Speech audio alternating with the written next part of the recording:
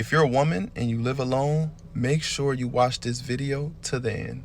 She goes by Ray on the Talk app, and this story she's about to tell you is going to have you on the edge of your seat. So make sure that you watch this because, man, I believe that every woman should be aware of these type of things, especially when you live alone. Check it out. Not me waiting for the police to get here. This is insane. So if you're a woman that lives alone, don't be too nice to no man that lives in the same building as you. Don't exchange phone numbers, or just be careful of who you do that with because people are crazy.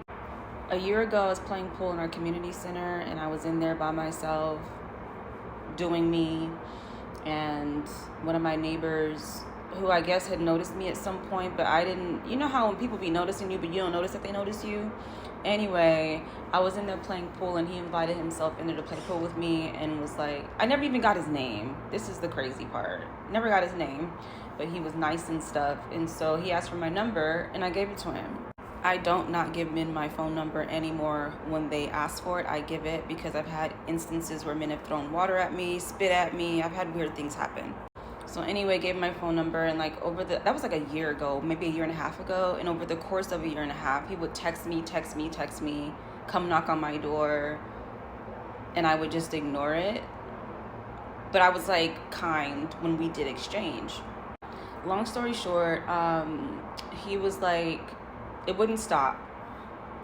And so I just politely, this past December actually, after my mom died, I just was like, I'm not in a headspace to be trying to be anything with anybody. I need my space. In so many words, it was nicer put than that. No, we never been intimate. No, never just was in the pool hall that one day and exchanged.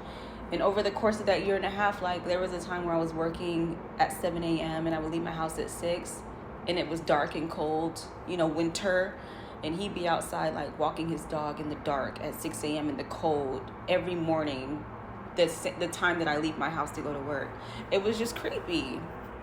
So anyway, since then, someone's been knocking on my door in the middle of the night, messing with my doorknob. I have a lock that I lock my house with in the inside, so I don't even really, at first I was scared of it, but then I'm like, can't anybody get in here? But he knows the kind of car that I drive. And yesterday, I woke up to my power being out, and I thought it was maybe an outage, so I didn't really think too much of it. But I called the power company this morning because I'm like, it's been 24 hours since I have power, which is not normal. And so my power company was like, we don't show an outage in your area. And they were like, go reach out to maintenance and see what's up with your main circuit breaker. So I found the maintenance guy outside.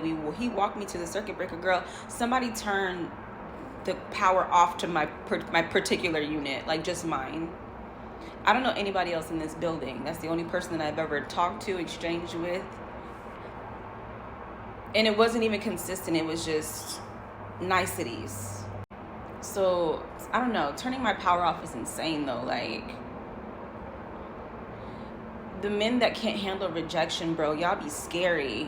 Don't forget to hit that follow button. Let me know what you guys think about this in the comment section below.